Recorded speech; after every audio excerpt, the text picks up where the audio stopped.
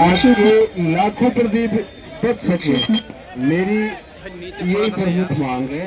और जहाँ वो पेपर लीक करते हैं उनको ऐसा कड़ा कानून बनाए कि उसको फांसी तक की भी सजा होनी चाहिए। मैं प्रदीप नरवाल जी के पिताजी से कहना चाहता हूँ कि सर, ये लड़ाई हम लड़ेंगे। प्रदीप मेरे छोटे भाई जैसा है और जब तक प्रदीप को न्याय नहीं मिलता हम लोग पीछे नहीं हटेंगे। हम लोग, हमारी लड़ाई रुकेगी नहीं। प्रदीप को न्याय मिलने तक ये लड़ाई जारी रहेगी। अभी मैं चाहता हूँ अमेरा, जो मेरी भतीजी की उम्र की थी, मेरी भतीजी भी 10 साल की है, अमेरा की उम्र 9 साल की थी जब उसे आत्महत्या करनी पड़ी। एक बहुत ही बड़े स्कूल में पढ़ती थी, लेकिन फिर भी वो स्कूल के अगेंस्ट कोई एक्शन नहीं लिया गया, प्रिंसिपल तक को सस्पेंड नहीं करा गया। ये शर्म की बात है।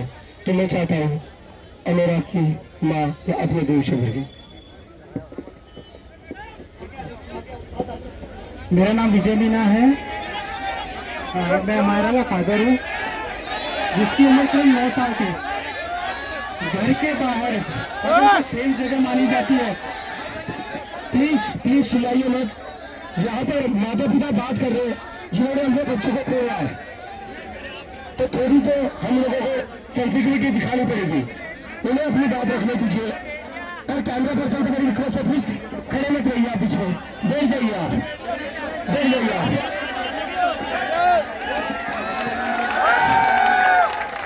हमारा का मुद्दा इसलिए मैं यहाँ पर लेके आया हूँ क्योंकि ये भी जो शिक्षा व्यवस्था है उसको पूरी तरह से उसको निस्तनाबूद करने वाली चीज है। क्योंकि एक 9 साल की बच्ची जो भी सबसे सेफेस्ट जगह स्कूल, जो भी नीरजा मोदी स्कूल, जो 2 लाख रुपए फीस लेता है, वहाँ पर उसकी बुलिंग होती है। 1 नवंबर 2025 को बुलिंग होती है। आधे घंटे में 5 बार टीचर के पास जाती है, टीचर उसको डराती है, धमकाती है और उसके बाद में वो लड़की बाहर निकल जाती है, कॉरिडोर में भागती हुई नजर आती है। पहला फ्लोर, दूसरा, तीसरा, चौथा, चौथे पे चढ़ के वहां से गिर जाती है। उसके बाद में हम प्रदर्शन करते हैं, हम जगह जगह जाते हैं, लेकिन हमारे शिक्षा मंत्री मदन दिलावर जी, जो जिनके हमने पर्चे लगाए थे जगह जगह कि भाई शिक्षा मंत्री लापता है, जब मेरी उनसे बात हुई तो मुझे क्या कहते हैं कि आप तो हमारे पर्चे लगा रहे हैं। तो मैंने कहा सर, आपको पर्चे दिख रहे हैं, आपको 9 साल की बच्ची नहीं दिखी। वो प्रिंसिपल आज भी स्कूल में है, क्यों वो सस्पेंड नहीं हुई? क्यों आज भी 7 महीने हो गए, एक भी कार्रवाई नहीं हुई? क्यों चार्जशीट फाइल नहीं हुई अभी तक? कमिश्नरेट बगल में है, क्यों चार्जशीट फाइल नहीं हुई अभी तक? आपके लिए एक 9 साल की बच्ची जिसमें सीसीटीवी अवेलेबल है, उसको पता लगाना मुश्किल है क्या? एक क्लासरूम में पता लगाना इतना मुश्किल है?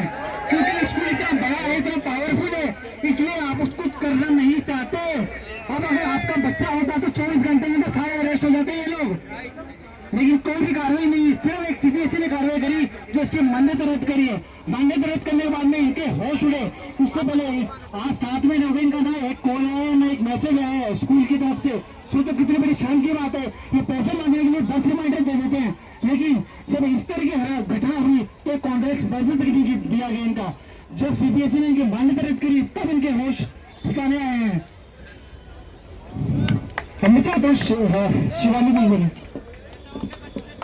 अमाया सिर्फ 9 साल की थी और बहुत खुश होकर उस दिन स्कूल गई थी। सैटरडे का दिन था, हमने बस में चढ़ाया उसे।